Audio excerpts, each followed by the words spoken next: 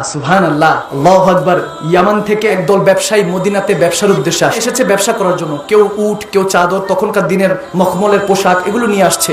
এখন খেমা লাগিয়েছে। সকালবেলায় আমার নবী একদিন এরকমই যখন ব্যবসা করছিল, ওই ইয়ামানবাসীরা, নবী একদিন মদিনা থেকে ফজর নামাজ পড়ে সকাল সকাল বের হয়েছে।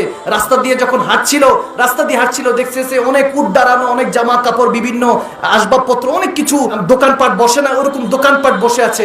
আমার নবীর খেয়াল গেল একটা উটের দিকে। আমার নবীর খেয়াল গেল একটা লাল উট, সুরখ উট গুলি হলো লাল উট, অনেক সুন্দর। এটা আরববাসীরা জানে যে এই উটের দাম অনেক বেশি। আরববাসীরা জানেন এই উটের দাম অনেক বেশি। আমার নবীর যখন ওই উটের দিকে নজর পড়েছে, মাঝে মাঝে ওই হাদিসটা যখন শুনছি বা পড়ছিলাম, তখন চিন্তা করলাম ওই উটটা যদি হতে পারতাম, আল্লাহু আকবার, তাহলে আমার নবীর নুরানি দৃষ্টিটা আমি গুনাহগারের দিকে পড়তো। যখন সেই উটের দিকে আমার কামলিওয়ালা নবীর নজর পড়লো, ওই উটের কাছে গিয়ে বললেন, সেই ইয়ামি ব্যবসায়ী ভাইকে বলতেছে বাবা এটার দাম কত, উটের দাম কত? ওখানকার দাম অনুযায়ী হয়তো বা 100 দিনার বা তার কম বেশি। যখন বলা হলো, গভীর মনোযোগ, যখন হাদিয়াটা বলা হলো যে এটা 100 দিনার, এটার দাম, এই উটের দাম, আমার নবীকে বললো ঠিক আছে 100 দিনার। এখন তো আমি ফজর নামাজ পড়ে বের হয়েছি, এখন তো আমি সাথে পয়সা নিয়ে আসিনি, টাকা নিয়ে আসি নাই, আমি উটটা নিয়ে যাই, আমি পরে কিমাত আদায় করে দিব, টাকা দিয়ে দিব। সুবহানাল্লাহ। আমার নবী যখন এই কথা বললেন, ব্যক্তি বলল ঠিক আছে আপনি নিয়ে যান। সুবহানাল্লাহ। সে ব্যক্তি দিয়ে দিল।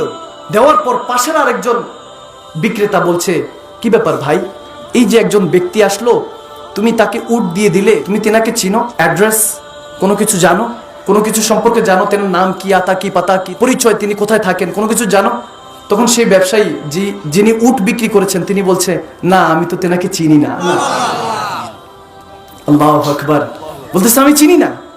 বলতেছে তাহলে তুমি দিয়ে দিলা?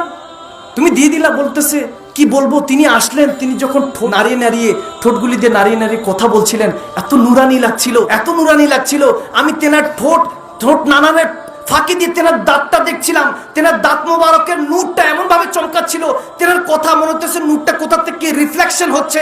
আমি সেই দাঁত মোবারক থেকে একটু পিছনের দিকে তাকালাম, দেখি যে সামনের পাহাড়ে সেই নূর চমকাচ্ছে, যে পাহাড় থেকে ওনার দাঁতের মধ্যে নূর চমকাচ্ছে। এই অবস্থা দেখে আমি তেনাকে উট দিয়ে দিলাম।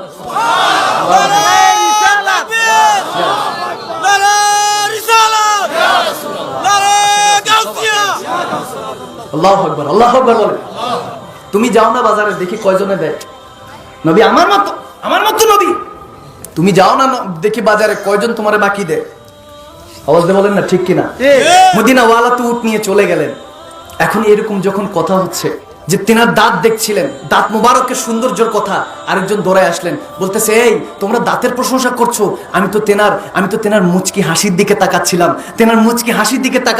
তিনি যখন মুচকি হাসি দিয়ে কথা বলছিলেন, আমি তো সেই দিকে ফিদা হয়ে গেছি। এরকম যখন কথাবার্তা হচ্ছে, আরেকজন দৌড়ায় আসলেন, বলতেছেন আরে তুমি দাঁতের কথা বলছো, তুমি মুচকি হাসির কথা বলতেছো, আমি তো তেনার বাবরি চুলের দিকে তাকাচ্ছিলাম।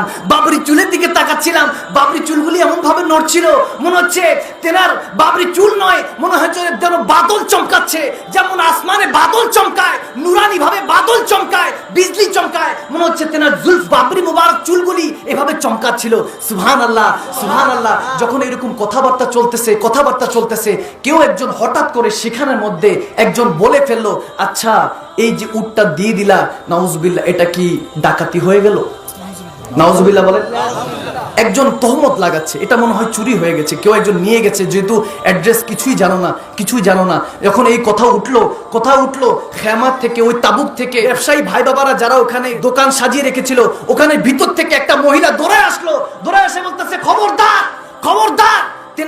তেনাকে ঝুটা সাবেত করো না, তেনাকে চোর বানাইও না, নাউজুবিল্লাহ, এটা চুরি হয় নাই, তেনাকে তুমি কোনো দোষ দিও না। দরকার পড়লে ওই মহিলা বলতেছে, দরকার পড়লে এটার কিমাত, এটার রকম কত, এটার দাম কত, মহিলা বলছে এটা আমি দিব।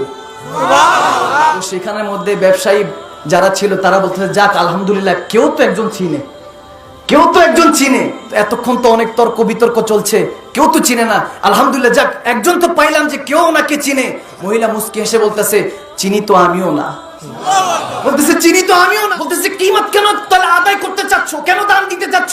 বলতেছে যখন তোমার সাথে ওই যে একজন সুন্দর যিনি এখানে দাঁড়িয়ে দাঁড়িয়ে দাম নির্ধারণ করছিলেন, আমি তেনার চোখের দিকে তাকাচ্ছিলাম, চোখ মুবারকের দিকে তাকাচ্ছিলাম। মনে হচ্ছে চোখ নয়, ওটা খোদা দেখার আয়না। আমার কাছে মনে হচ্ছে সেটা চোখ নয়, খোদা দেখার আয়না।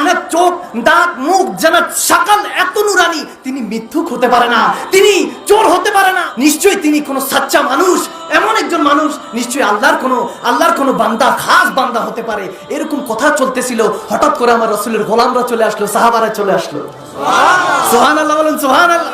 সাহাবারা চলে আসলো, বলতেছে এই তোমরা ইয়ামানবাসীরা ব্যবসা দিচ্ছ, বলো কে উট দিয়েছিলা মুহাম্মদ আরবি সাল্লাল্লাহু তাআলা আলাইহি সাল্লামের কাছে, আমাদের নবীজির কাছে কে উট বিক্রি করলা? উট কে বিক্রি করেছো?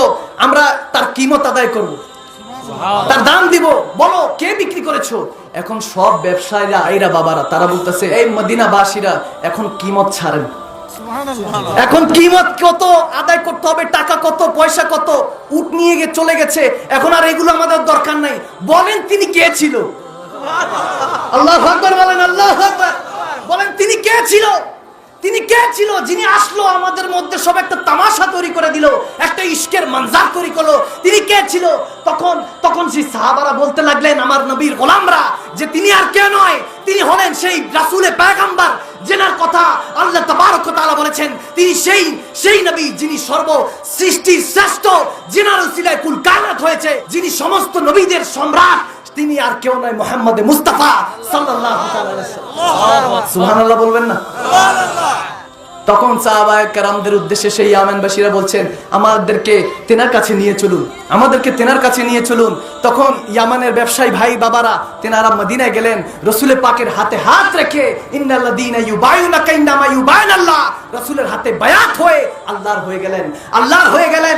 যখন সেই ইয়ামানবাসীরা সাহাবা হয়ে ফিরছিলেন, মনে হচ্ছে তেনাদের জুবান দিয়ে মনে হয় এরকমই কথা বের হচ্ছিল, ये नाज ये अंदाज हमारे नहीं होते, अगर झोली में टुकड़े मुस्तफा तुम्हारी नहीं होते, मिलती ना हुजूर आपसे भीख मांगतों के यहाँ गुजारे नहीं होते। সেই সাহাবারা হয়তোবা তেনারা নাজ করে মোহাব্বত নিয়ে বলছিলেন, ইয়া রাসূলুল্লাহ, আজকে আমরা ইয়ামানবাসীরা আপনার নবীর দামান ধরে, রাসূল আপনার নবীর দামান ধরে আল্লাহর বান্দা থেকে বন্ধু হয়ে গিয়েছি, সাবা হয়ে গিয়েছি। ইয়া হাবিবাল্লাহ, এটা শুধু আপনি নবীর শান, আর কিছু হতে পারে না। সুবহানাল্লাহ, আল্লাহু আকবার, আল্লাহু আকবার। এজন্য নবীর পাগল হবেন, এজন্য নবীর আশিক হবেন। নবীর আশিক হয়ে যান, দুনিয়া আপনাকে সম্মান করবে। নবীর আশিক হয়ে যান, আমার খোদা আপনাকে বান্দা থেকে বন্ধু বানিয়ে নেবে। আমিন বলেন। আমিন।